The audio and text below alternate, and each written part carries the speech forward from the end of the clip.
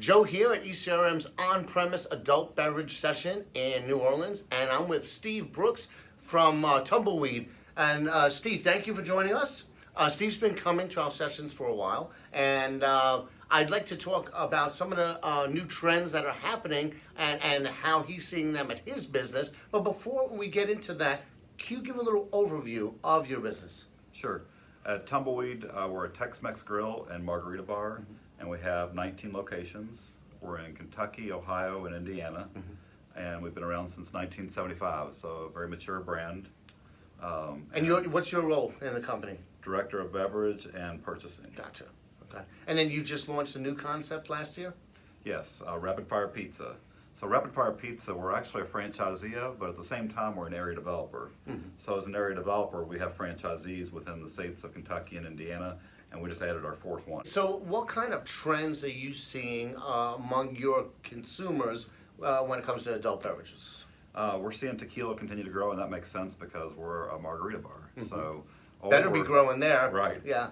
At one time, it was like 40% of our sales in the spirit section, and now we're over 60%. So we continue to take that segment to a higher level. And the one thing that's really helped us is we wanted to focus on 100% agave, where a lot of places just throw any tequila at you. They'll throw you gold tequila, and they'll throw the silver that's not 100%, and ours is 100% except for the well. Everything else is 100%. Oh, good. So we made a big focus on that, and we make a big effort to go have people upgrade their tequila and get the best drink they possibly can. Excellent. There were a few trends that people were talking about during the educational programs. You know, we had Nielsen speak, we had Datassential speak, and we just had a panel discussion. Wanted to run some of those trends by you and see how they're playing out among your customers. One of the trends was about how people are exploring more types of beverages. So they're not sticking with beer, they're not sticking with wine, they're not sticking with spirits, they're jumping from one to the other. The term that's been repeated over and over again was promiscuity, as far as, you know, their choices in the segments of adult beverages. Are you seeing them jump around like that, or are they sticking to the tequila base? In our locations, you do see a lot of people stick to tequila, but really it's the other way around. The person that walks in with a beer and their friends drinking tequila, they taste it and they're like, hey, I might get margarita next time. Okay. So we see people jump around that direction. I do see it when I'm out and about that people are jumping around, and there's a myth that when you mix liquor and different types of liquor that you will get sick every time. That's not really the problem. Yeah. It's the mixers, like the sour mixes and the sugars and the artificial things. That's what gets you sick, or just having ridiculously too much.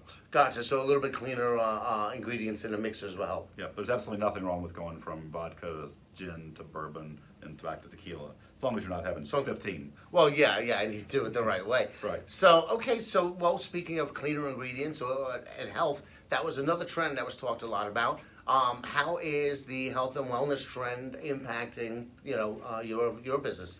On the beer side, we definitely are seeing people want to get into the ones that have less calories. So it'll be Michelob Ultra or the Corona Premier.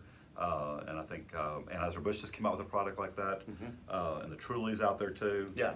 We're seeing people jump to that on the beer side big time. And then on the wine side, organics become a big push. Gotcha. I'm not sure how much healthier it is for you, but it is organic, and that's Okay. kind of a big deal.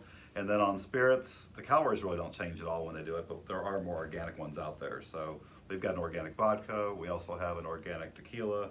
And so, you know, having cleaner labels, I think, is very important.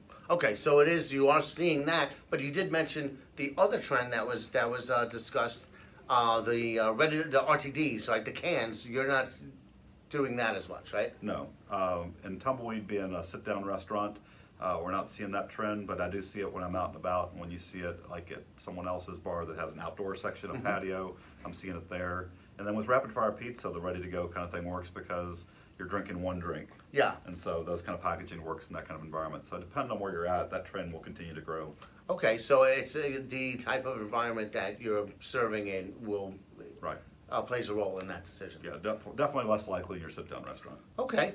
Last question. Bar Business Magazine had a panel discussion earlier, and one of the things that they touched on was the importance of the role of the bartender in engaging and helping to sell, and how do you are they filling a crucial role in your, are they the celebrities in your bar as well? Definitely. That's the training that we give them, as well as the focus we want them to be. We want them to be able to train the servers around them as well as each other.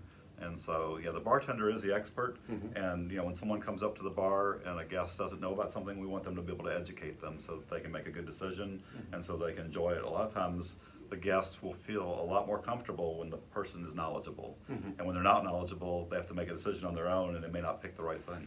Okay, and here at the session, are you looking for anything in particular this year?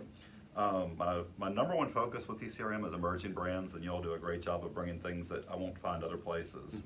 So it might be something that, a tequila I can't find anywhere else that I can bring on my menu, or another spirit, or a beer that's nowhere else. So the emerging brands are a real big focus here because a lot of shows have items that you can find at other shows, but the big difference with ECRM is you've got that one-on-one chance to see something brand new. Excellent. Well, glad that you see us that way, and we love having you here. So thanks again for all that information, and look forward to continually seeing you come back. Definitely. Thanks, All Jay. right. Take care. Yeah.